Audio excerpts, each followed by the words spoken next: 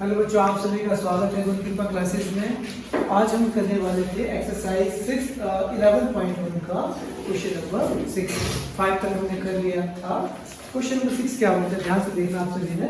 Question number 6 से a chord of a circle of radius 15 centimeter subtends an angle of 60 degree at the centre. अभी क्या बोलता है, एक कॉर्ड है हमारे पास, वो कॉर्ड क्या करती है, सर्कल के सेंटर पे 60 डिग्री का एंगल बना रही है। ठीक है।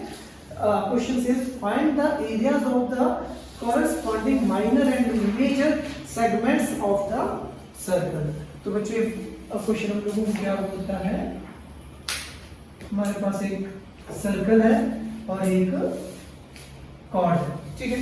ये कॉर्ड क्या करती है, आपके सेंटर पे, ये जो कॉर्ड है सर्कल के सेंटर पे एक एंगल बना रही है।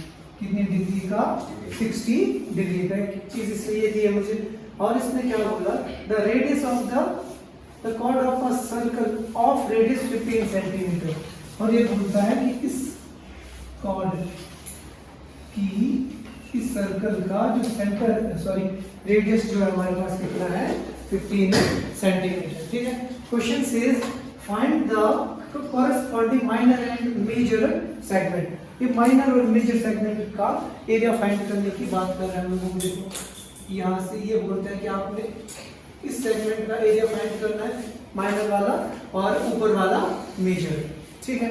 तो कल भी हम लोगों ने भी पढ़ा था कि भाई जब कभी भी हम माइनर सेगमेंट का एरिया फाइंड करते हैं तो हम क्या करते हैं, सबसे पहले सेक्टर का एरिया फाइंड कर देते हैं, है ना। और उसके बाद उसमें से हम क्या करते हैं, जो ट्रायंगल बन रही है हमारे पास, ठीक है, जो ट्रायंगल बन रही है उसका हम एरिया फाइंड कर देते थे।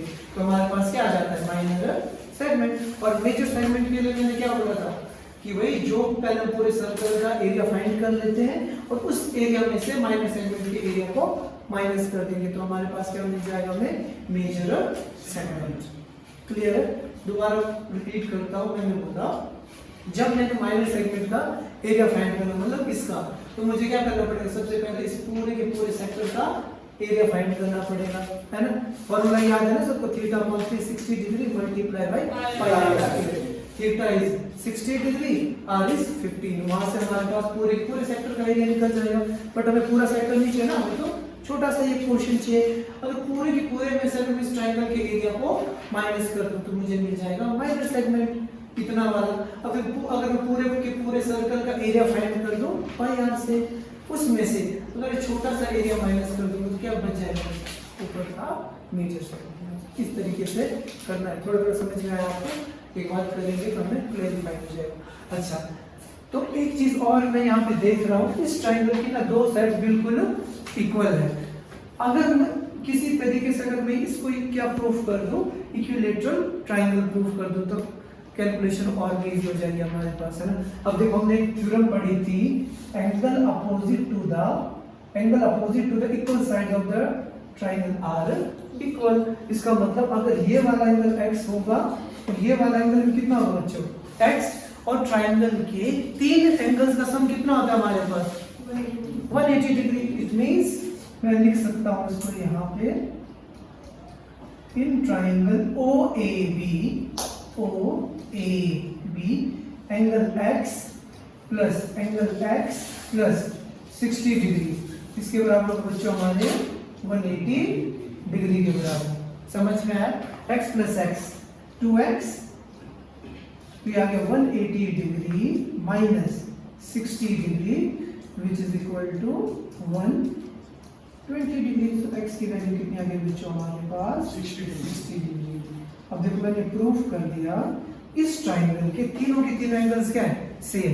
अगर किसी भी ट्रायंगल के तीनों एंगल्स सेम होंगे तो हमने एक चीज और भी तो पढ़ा है, side opposite to the equal side of the triangle are also equal. इसका मतलब अगर ये दोनों एंगल्स इक्वल हैं तो इनकी इसके अपोजिट ये, इसके अपोजिट ये दोनों साइड्स में क्या हो जाएंगे, इसके अपोजिट ये वाले, इसके अपोजिट ये इक्वल है ऑलरेडी। अगर मैं इन दोनों एंगल्स को पकड़ूं तो इसके अपोजिट ये, इसके अपोजिट ये भी क्या हो जाएगा, इक्वल। तो हम बोलेंगे therefore,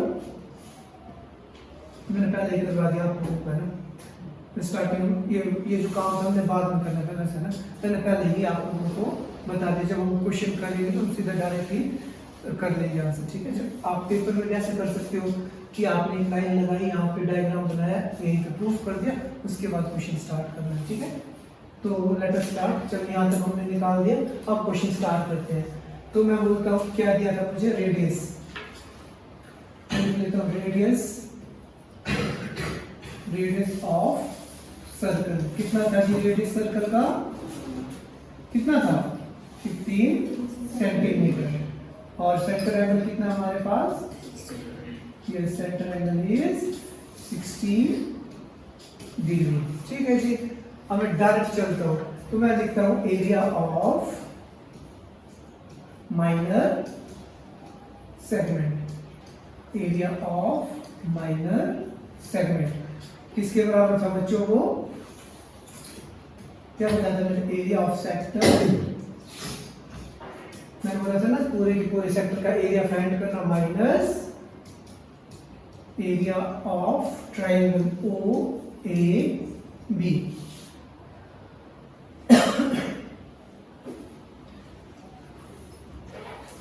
area of triangle O A B, ठीक है जी।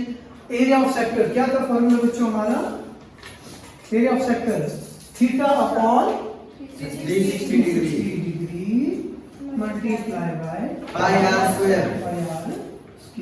सो area of the triangle OAB। अभी मैंने बोला कि इसके तीनों के तीनों एंगल कितने 60 डिग्री के हैं, तीनों के तीनों साइड्स इक्वल, इट मींस ये जो ट्रायंगल हमारे पास वो कैसी है, इक्विलेटरल ट्रायंगल। तो फार्मूला क्या था हमारे पास, √3 अपॉन 2 की 4 अपॉन 2 अपॉन 4 साइड स्क्वायर। यहाँ पे हम रीजन लिख देंगे, since triangle OAB B and equilateral triangle, ठीक है। मैंने बोला कि जो ट्राइंगल हमारे पास OAB है वो क्या हमारे पास इक्विलेटरल ट्राइंगल, इसीलिए हमने जो एरिया निकाला इसका, जो हमने एरिया निकाला इसका, तो एरिया का फार्मूला क्या होगा बच्चों हमारे पास, 3/4 पाई आर स्क्वायर, ठीक है जी। तो आगे चलते हैं जरा, यहाँ तक सबको समझ में आ गया। तो हमने एरिया ऑफ सेक्टर का फार्मूला डाला और एरिया ऑफ ट्रायंगल का फार्मूला डाला, तो ठीक है जी।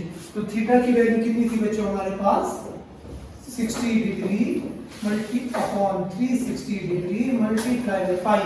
पाई की वैल्यू उस क्वेश्चन में हमें दे के रखी थी, उसने शायद 3.14 दी थी, यस 3.14 थी, हाँ जी ठीक है।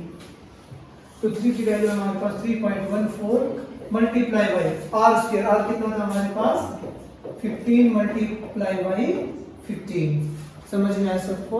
उसके बाद एरिया ऑफ ट्रायंगल इसलिए बोला √3 की value 1.73 upon 4 multiply by triangle का जो हमारे पास साइड्स थी वो भी कितनी डिग्री की थी बच्चों हमारे पास, ध्यान से देखो, रेडियस क्या था ट्रायंगल की साइड्स थी, तो इसकी वैल्यू कितनी थी हमारे पास 15 मल्टीप्लाई बाय 15। अब देखो ध्यान से, 61 60 66 360, so we will left with 1/6 multiply by 3.14 multiply by 5 5s और 15 15s are 225 माइनस यहाँ पे बचेगा 1.73 अपॉन 4 मल्टीप्लाई बाय 225।